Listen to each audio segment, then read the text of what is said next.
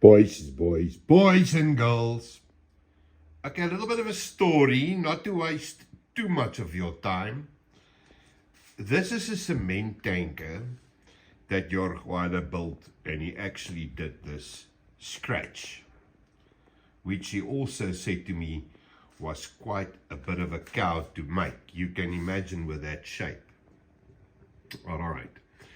Now, the story is my dad and his best buddy, Herman Grobler, back in the day, started working for a company called Prima Mixed Concrete here in South Africa.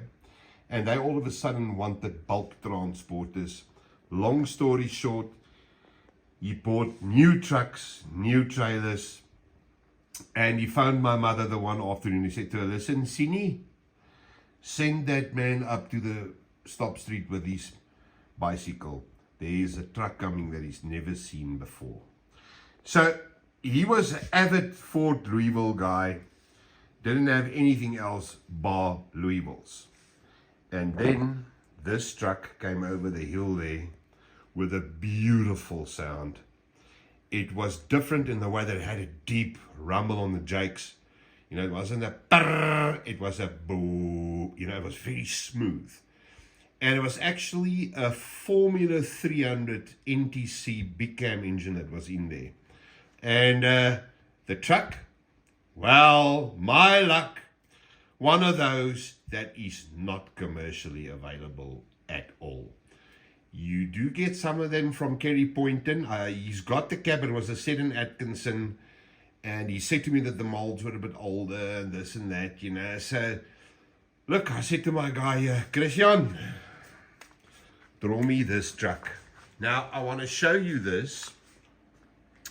What was different on this T-line as opposed to the ones that was running here before these cabs were that they were day cabs. They had a window here, small little cab, and didn't look like this at all. It had the same grille, same windscreen, same bumper, same everything, but this was the sleeper red cab that International Harvester advertised at the time, which was at that stage a bigger sleeper than a Transter had. So, man, you had a big bed.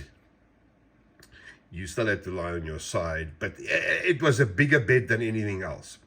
So now, this truck, where the hell do I get one? That's our wheelbase, our fuel tanks, our amenities at the back. You can say that they had a spare wheel carrier here and it had a long range fuel tank on the other side. Unless you scratch pulled all that stuff. So I said to Christian, man, draw me this thing, see if you can come out. He actually took these pictures and the one from the side. It was very good. This truck was for sale. So we worked from these pictures and he had a drawing that he got somewhere. Let me show you this. It's not done yet, but we're getting there. Look at this. Are you ready? And da-da, kadoom. Ha ha ha. So now, let's bring it a bit closer. We have a T-line. So there's still little things we need to change. There was a cutout here that he's going to do for me now. The grill's going to become a little bit narrower. He hasn't done the mud flaps at the back here yet. But look at this. Wheelbase is perfect. We have the long range tank, South African long range tank on the one side and the spare wheel carrier on the other. So, yes, there's a couple of things. The engine tunnel, that needs to be removed. There's a couple of things we're still working on. He's also busy with the interior at the moment. I don't know if this one was... No, there was still one that he was busy with.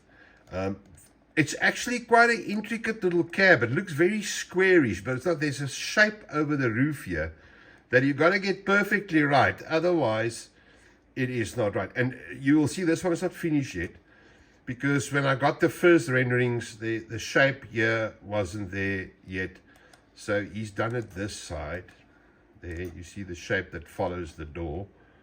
You see that shape there. And then the vents on the sides. But I think we are damn close. And I think it's going to be a good looking truck. And at the moment, you see, I want to replicate all the trucks from my childhood. Like I said to you in the Diamond Ryuka video. This is what I want to do. I want to get all the trucks from my childhood on my layout. And this is one. The other one is the International Eagle, the one I owned, with a 90-inch cab with a 410N14. He's busy drawing that too. He's actually done with it. If you see that thing, man, he's got my bull bar on everything. This one also, the one I want to do, is also got a little bull bar here at the bottom. But I would like to make that here, because just for shits and giggles. Just to play a little. All right, so yes, and he's also drawing my 5900 Western Star, which was, there were only two in the country.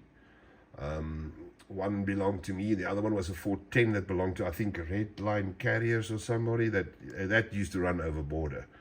But mine was the only one with a 66-inch sleeper. It had the high roof sleeper like we know and love them from the good old days. So he's busy drawing that as well. Yes, so exciting times for the truck guys. I mean, I reckon if I have this with that tanker on there in the right colors, the cab was white, chassis was dark blue, the tank, the top was Prima blue, which was a lighter blue, and the bottom was the same dark blue as the horse. I can't really remember where the chassis sat or how it looked, but yes, it was definitely two-tone. So I'm going to paint this one like that. I'll see if I can mix the colors and do that. And look who's here. Look who's here. Yes. Anyway, dude, so that's that. I'm going to go. It's now late. I'm going home. So we'll speak later and then have a hell of a nice evening. Goed julle oukies, later tot ziens.